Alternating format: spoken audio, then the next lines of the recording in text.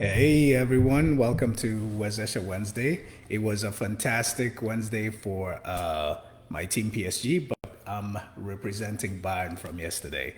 My name is Ichi, and I'm so excited to be back on a Wezesha Wednesday. I know it's been a while, and I know I'm tripping on this Wezesha Wednesdays. I'm not doing them as often as I should. But today's Wezesha Wednesday is, first of all, just want to extend gratitude to those who joined me.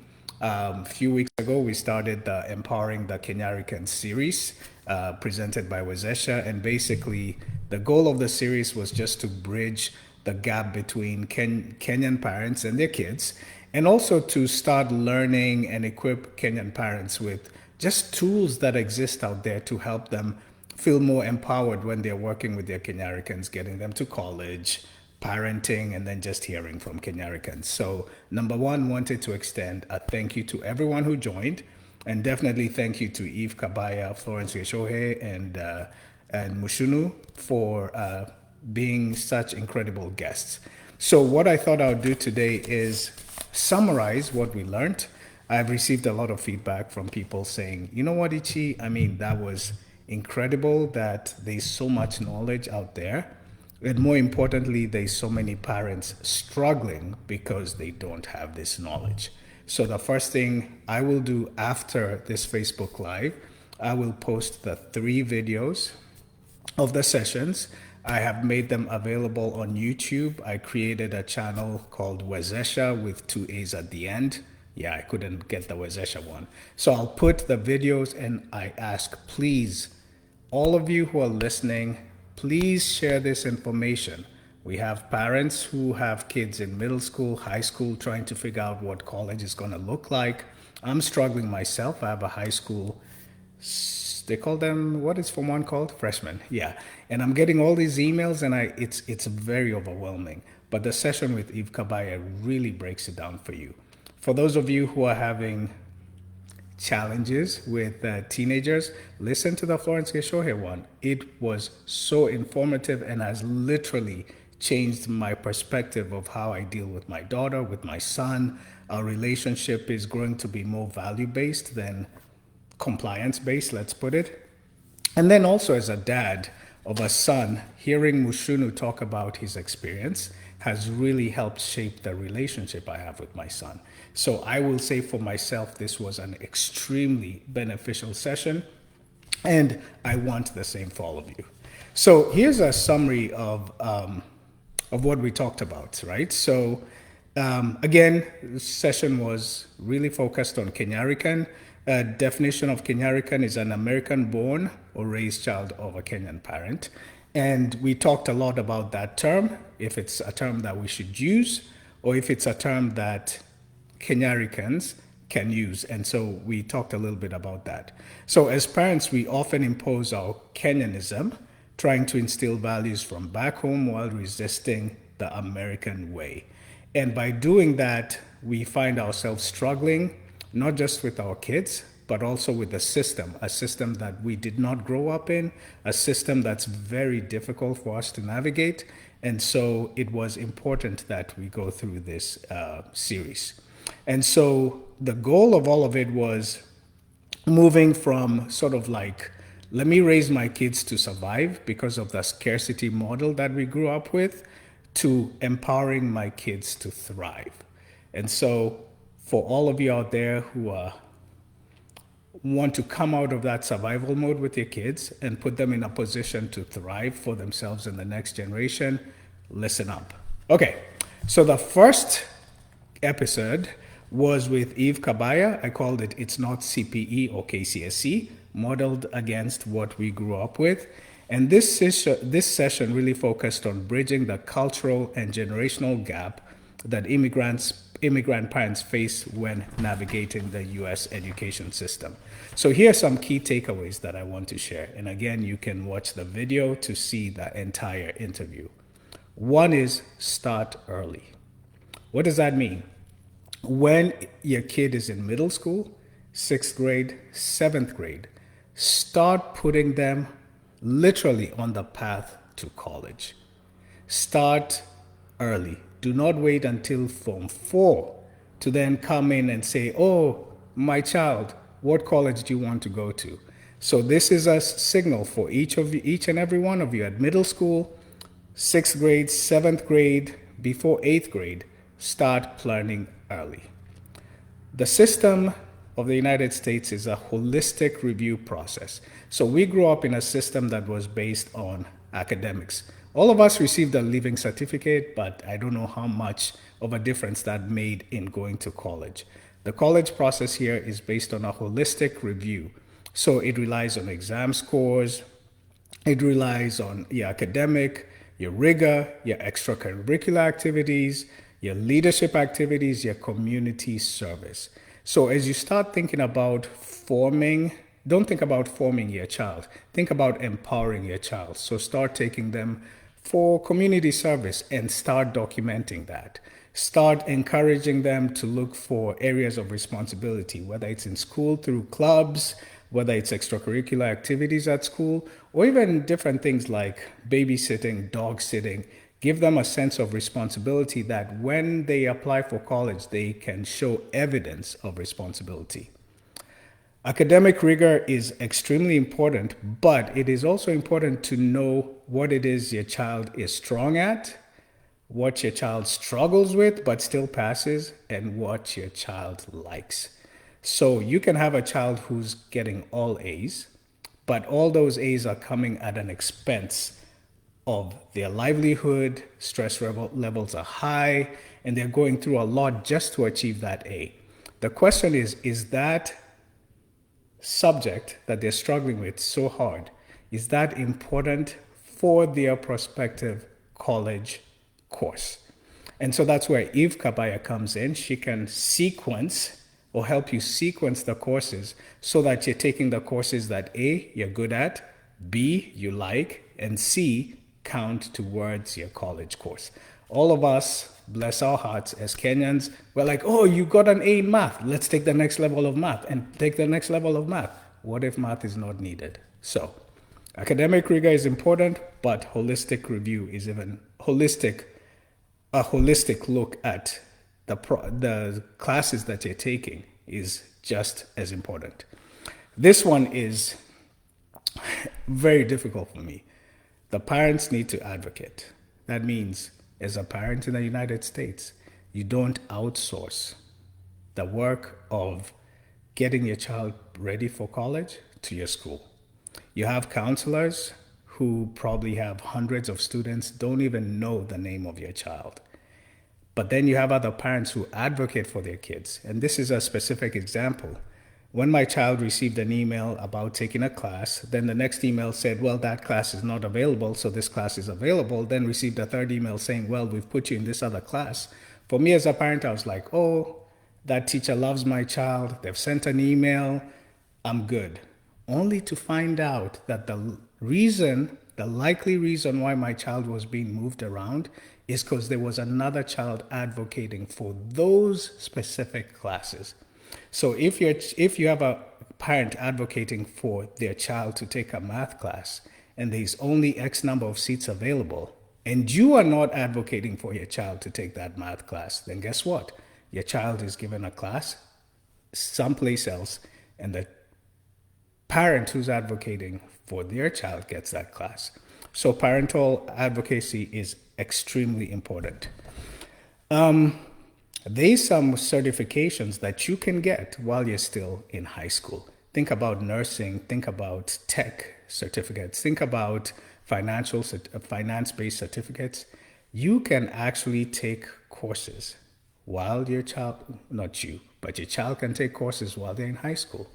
During summer, they can take these courses. And so they graduate not only out of high school, not only with a good GPA, a holistic view of the work that they've done, but they also have a certification.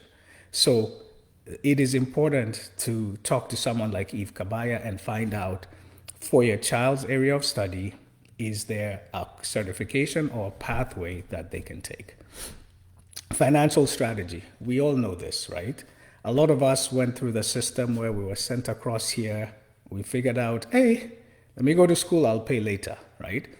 And the reality is there's a lot of colleges over there in the US, all over the US. There's a lot of colleges that have huge endowment funds, and they're looking for people to give scholarships to. So here's the thing, figure out what your financial strategy is. High potential students should target selective schools with large endowments, and a strong profile just beyond just grades allows your family to negotiate financial aid packages. There's nothing better than being able to tool your child to empower your KenyaRican so that when they start college, they are set for life financially without disabling you financially.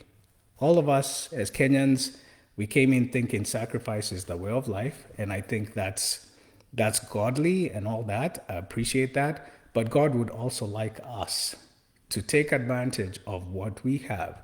And part of what we have is endowment funds that actually help with scholarships. So again, I'm not the expert here, but that was eye-opening stuff that Eve Kabaya said. And she said, one of the things that she said was the 5 P's of Ikigai, which is a framework that she uses to align a student's profile. Recognize the first piece, passion, recognize and invest in their passion. Second is proficiency, mastering subjects to become a leader or communicator, so become proficient. Purpose, volunteering and global impact. Payment, field-related work or internships. Your kids can get paid internships when they're in college. And path, find a pathway that leverages the student's strength. So the 5 P's are passion, proficiency, purpose, payment, and path. And remember, a lot of people said, well, what's the difference between taking my child to a community college, taking my child to a state college, out of state college? Again, there's a lot of intricacies and nuances when making those decisions. But here's the fact. If your child has applied themselves rigorously and academically in high school, you want to give them the best that exists. And there is the best when it comes to college rankings, not only the ranking of the college in terms of academic rigor, but the people who go there and the opportunity to network. And so that's very important. So what's the myth? The myth is I'll wait until Form 4. I'll wait until final year. Then I'll get engaged. Let's bust it. You cannot wait until senior year to plan for college. Start at 6th grade or 7th grade. Number 2, be an advocate. Advocacy is key. Don't just trust counselors. They have 300 plus students. You must advocate for your child's specific path, which means meeting with a counselor, making sure they know your name, providing them a sequencing of classes that you want your child to take, and staying connected with them. Beyond grades, U.S. colleges use a holistic review. So the process is not just grades. What charity work are they doing? What leadership attributes do they have? What extracurricular activities have they taken part of? What service projects have they done? All of that paints a really good picture and helps them with acceptance at a good college. And then the 5 P's, passion, proficiency, purpose, payment, and path. Again, I'm not the expert. Eve Kabaya, please, any of you, she has calendar sessions available. Please just contact her and say, hey, I don't know where to start. Or I do know where to start. I just need your help and guidance. Okay, that was session 1 with Eve Kabaya. The second session blew my mind. This was with Florence Gichuhi, listening without fixing. And this one we focused on shifting parenting from a mode of control to one of connection and emotional safety. What was the big thing here? I mean, there were so many takeaways, but if I could sort of summarize them, I would say this. I learned about the why. A lot of us were raised being asked why. Why did you do that? Why did you go there? Why didn't you do that? Why did you do that? And for a lot of us, that why carried a very punitive consequence, right? So as soon as your parents asked you why, you immediately froze, or you wanted to flee, or you wanted to fight. So your response was never really genuine because you're put in a spot to actually defend yourself. There's a lot of research that talks about S1 and S2, how people respond quickly versus thinking through their responses. And why was a specific example, right? When I asked my child, why did you do that? Immediately, I see them tense up, shoulders raised, because they think I'm being combative. So learning that why sometimes has punitive implications and triggers a fight or flight defense mode in children, causing them to pull away. Replace accusatory language with curious, non-judgmental phrases such as, help me understand what you are thinking. Wow. The home, and this is a really difficult one for me personally, and I know a lot of us, which is the child comes in and they just throw everything at you. I mean, their attitude, their reactions, their language, their volume, they're just throwing it at you. And one way to look at it is to say, what's wrong with this child? The other way to look at it, which was a game changer for me when Florence came to the discussion, was maybe that's the safe place for them. You've created such a safe environment that the child feels all the stress that they've carried throughout the day, that they can actually just let it out there with you, and that you will understand that it's not something they're doing because they're upset at you, but rather they're doing it because they know you will understand. So home is the first community. The home is a child's first experience of community. If they do not feel safe there, they may resort to secrecy to avoid constant criticism or judgment. So creating a safe environment in the house, creating an environment where the house is their first community really helps. You may not see the dividends now, but you will certainly see it in the future. Parents often have positive intentions, but the impact of their communication can be negative if it feels like an attack on the child's nervous system. So it's the classic intent versus impact. You have intention to raise this kid to be the best they can be, to be polite, to be nice, to be everything that you yourself probably lacked growing up, or you are projecting something that you have to them. Remember, intent does not equate to impact. Parents must learn to regulate their own emotions first to teach children how to co-regulate. We need to become collaborative instead of imposing punishments. Parents should collaborate with teenagers to agree upon proportional instructional consequences for misbehavior. This has been a game changer for me. Transparently, now when I have discussions with my kids about something that they want, I'm starting to put contracts together. The contract says what it is that I'm trusting them with. What are the negotiables? What are the non-negotiables? Make sure they are part of that process. And in fact, sometimes I put something knowing that they're going to find it and correct it, so it comes across like they have been a huge part of this collaboration, and I'm having them sign it. Now, is that a game changer? I think it does a couple of things. One, it shows that I'm seeking collaboration versus compliance, but it also shows, in the words of Florence, I'm teaching them stewardship. I'm teaching them accountability. So we must learn to be collaborative versus seek compliance. We have to be able to differentiate between non-negotiable essential boundaries, e.g. safety, legal, and preferential boundaries that we are open to negotiation. When my son asks for an e-bike, we have a contract written out, we've talked about what it's going to take, but the two things I'm not going to compromise on is safety and legality. When he tells me I want an e-bike that can go 100 miles an hour, nope. I'm going to modify my e-bike so it blah, blah, blah. Nope. So what are the things that are non-negotiable, especially related, and explain to them. It's a safety issue, it's a legal issue, and which are negotiable. Train stewardship. Shift from demanding compliance to training stewardship. So, discussion on e-bikes, where the focus should be on the child's judgment and safety agreements. So, Florence came up with a fantastic framework. She calls it the bridge framework. Build emotional safety. That's the B. R, recognize their world.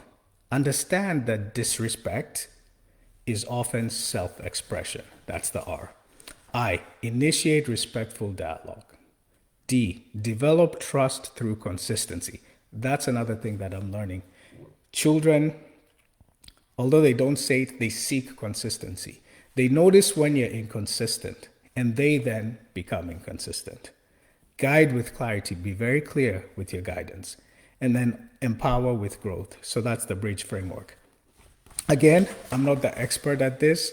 That's why Wezesha is here. Wezesha's mission is to empower through shared experiences. So if you need help, if you just need someone to talk to, if you just need someone to vent to about something going on with your child or your relationship with your child or someone else's relationship with their child, contact Florence Gichuhi. Retire the why. Stop asking, why did you do that? Instead, ask, help me understand your thought process. Remember, the reason that your child may be talking disrespectfully is because they see safety in you. So they're venting to you about their day. And it may come out like it's being disrespectful, but appreciate that you are or you have created a safe environment for them, and that's why they're able to do it. And then the bridge framework, build safety, recognize their world, initiate dialogue, develop trust, guide with clarity, and empower growth. Florence Gichuhi, please contact her if you have any questions related to building a trusting relationship with your child. So the third one was a personal, for me, this was really personal because I am raising a son. I am the only son of my dad. And so there's always been that curiosity about, does he understand how I viewed him? And in the same way, do I understand how my child views me? So I think Muchunu really came in as a good proxy for a young man talking to an OG. So this session was called Gen Z versus OG. And Muchunu, Justin, provided a young adult's perspective on identity, manhood, and strategies for bridging the general divide within the Kenyan and Kenyan-American community, the KenyaRican community. So one of the first questions I asked him was, does KenyaRican mean anything to you? And, disclaimer here, he's a young adult, so he's gone through the phases where he was more American than Kenyan, where he felt like he didn't belong, and then he has turned into a KenyaRican, right? So he's really embraced having both cultures. And he said, the term is helpful because it acknowledges the duality of the experience. Identifying as only Kenyan can feel incomplete because he was raised in the US, while saying he's American may overlook the deep cultural roots. So Florence had said we shouldn't force the identity, let them self-identify. So I was very happy when Muchunu said he likes the word KenyaRican. In terms of redefining manhood and success, the OG model, us guys and our parents, was centered on being a provider. A man was a provider, authority figure, and responsible for the household. The Gen Z perspective, they see it a little bit different. Success is defined by discovering one's mission or purpose and building a life for long-term fulfillment, prioritizing impact and flexibility. What does that mean? It means that as a man, as the father figure, yes, take that job seriously. But what I took from it is take that job as a purpose, take that job as a calling. So think about something that gives you purpose, whether it's, doing something for the community, whether it's climbing Mount Kenya, whatever it is, something that gives you that self-fulfillment. Parenting should be a purpose. So it shouldn't just be a function, shouldn't just be a job. figure out how to make it a purpose. In terms of, asked him this really interesting question: which values should we maintain? Which values should we retire? He said, keep the strong emphasis on education and the value of continuous lifelong learning. Muchunu, you nailed it, because I never thought that we say a lot of things. Oftentimes it's academic driven, but we always talk about the value of education. He appreciated that his parents continued to talk about education and the importance of education. So that was really good to hear. What should we retire? The suppression of emotion. He noted that bottling up feelings can manifest in unhealthy ways and recommended moving away from the man up or suck it up mentality. So this was really good to hear, because oftentimes for men with our male child, we want them to man up. And we say this all the time. When my son is playing soccer, you'll hear parents say, man up, man up, man up. Like, bro, just let his emotions. He's only 10, he's only 11, he's only 12. Allow them to be emotional, because that is who they are. And in fact, they so much benefit from being able to be emotional and to get that out. How has parenting changed? While respect for parents should be cultivated naturally through gratitude, the traditional children should be seen and not heard mindset is outdated. You should be seen, not heard, because I'm your parents. Instead, shift from authority-based leading to a more present, egalitarian household dynamic where there is an understanding not of gender roles, but of family roles, right? And being able to accept your child as part of a conversation. This is extremely difficult because we want to protect our children from some of the conversations we have. So what are the strategies for bridging the generation gap? One, we need to listen more. Parents should move away from monologues and lectures. Fathers in particular should listen to their children with an open mind to understand their world is rapidly changing. This was something that Florence said. This was something that Eve said. Your children are experiencing more dynamic changes in their day-to-day world than have ever been experienced before. And this is talking even professionally from a tech background. They are being inundated with stuff that we never had to be inundated with. And so you have to appreciate and be able to listen more to them. Explain the why. Instead of saying, because I said so, parents should provide context and explain their perspective and that their advice and where their advice comes from. So it isn't just framed as gospel or because I told you. It's okay to explain. That's one of the most difficult things for me, is to explain the why to my kids. But I'm becoming better at it, and that's what I'm guiding everyone, right? You have to start with small wins. Explain to the child why they can't go to a friend's place. Explain to the child why they're not going to have this game. Explain to the child why they can't do this, that, or the other. And put an explanation that helps them understand that it's coming from a place of protection for them, and that you are being transparent and honest with them so that they can also feel that you're granting them stewardship, right? Share personal stories. This was dope. It is vital for OG fathers to share their own childhood stories and vulnerabilities so their sons inherit a narrative rather than just an authoritative figure. Let them see you through the stories that you tell them. And I think, shout out to AMG, Atlanta Men's Group. Shout out to Umoja. Whenever we've met Umoja with the kids, them hearing our story is something they remember. Share experiences with your kids, and be able to form those into stories that you can tell for days. I remember all the stories. I didn't have any wukas growing up, but any grandfathers. But I certainly remember my grandmothers. Sadly, remember the adults in Hodari Boys when we'd go camping or whatever, and they would tell stories. So tell stories. Tell your child. Find a way to sit down someplace, even make it a norm, where you just tell stories about who you are growing up so they can understand who you are, where you've come from, what their tradition is rooted in, right?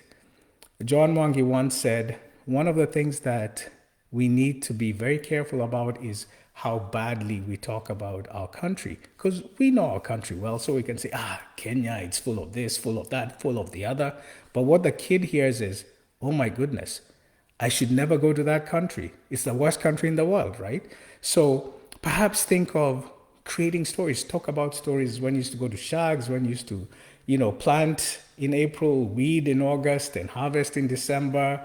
All those good stories where they feel the Kenyanism in them, right? So stories are really good. And research backs that up, that people remember stories more than instructions. Create judgment-free spaces. Establish regular check-ins or family meetings where children feel safe expressing themselves without fear of condemnation. This is the blueprint for a strong relationship. So create norms, create, Friday stories, create a tradition that the kids actually look forward to. For us, there's an Irish pub here called Old Blind Dog, not too far from us. The kids love it because every week we go there. Now, maybe the food's good, the drinks are good, but it's because we go as a famu and they just appreciate that thing, that norm of doing it. And then, with the kids, we every spring break we go to the food bank, and so they've appreciated that tradition. So I think creating tradition for kids beyond just we'll send them to Kenya or whatever, create a tradition that's your family tradition, and that in that tradition create a judgment-free zone where they can tell stories about their day. So, key learnings. Redefine success. Manhood isn't just a provider, it's about discovering mission and fulfillment in your role as a man. Values to keep or retire. Keep the Kenyan focus on education. Retire the suppression of emotions. The man up, man it up, man up mentality. Identify the term KenyaRican is helpful because it bridges the gap of being not Kenyan enough or not American enough. So yes, this is a struggle.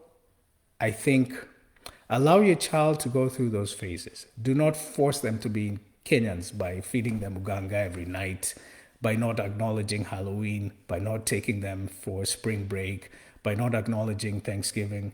I think it's important to acknowledge that they do have that American side, but also don't stop talking about Kenya. Don't stop talking about Kenyans.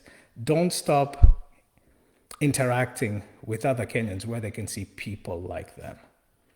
And then bridge the gap. OGs, listen more. Move away from children should be seen and not heard. Move away from that mentality. Children can be seen. Children can be heard. The end game is to teach them values and to teach them stewardship so that perhaps when they see you in a private conversation with someone else, they themselves know that they shouldn't be in that conversation, right? So here's the final word and call to action. 1, let's acknowledge that we are raising the next generation of global leaders, not American leaders, not Kenyan leaders. Let's be aware that that's who we're raising. The KenyaRicans are global leaders. They could be in Atlanta today. They could be in Singapore tomorrow. They could be in Nigeria the next day. They could live in freaking Mars the day after, right? They're global leaders. Let's lead with curiosity. Curiosity. Let's lead with curiosity and collaboration over compliance when it comes to the relationship with our children, as difficult as that may be. So, what do I want you to do? I will put the links to the 3 videos. OG, Gen Z versus OG, Listen with Muchunu, Listening Without Fixing with Florence, and It's Not CPE or KCSE with Kabaya. If you have a child who's in middle school, a child who's in high school, whatever year they are in high school, it is important that you reach out to Kabaya so you can understand what it takes for your child to be a college student. If you're having challenges or you just want to improve the relationship with your child, reach out to Florence Gichuhi. She sends out a lot of Facebook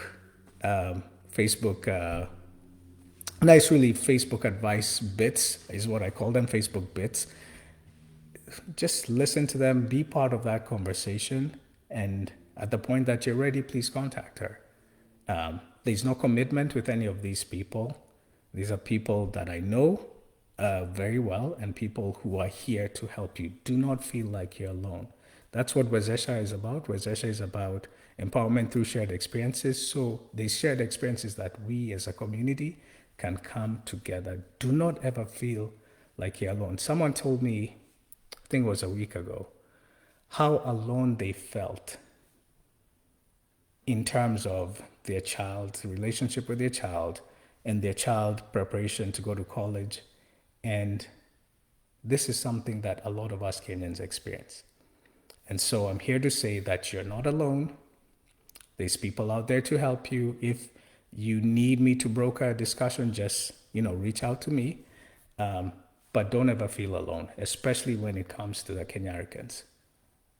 Listening Without Fixing, Florence Gichuhi,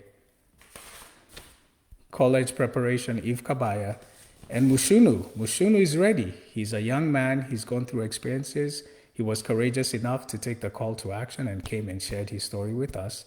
And he has committed to help out as well. So that's my Wezesha Wednesday. I'll put the link to the 3 videos in the comments. Meantime, let me go start warming up for my game. Oh yeah, it's in 20 minutes. Wezesha Wednesday, Ichi out. Cheers.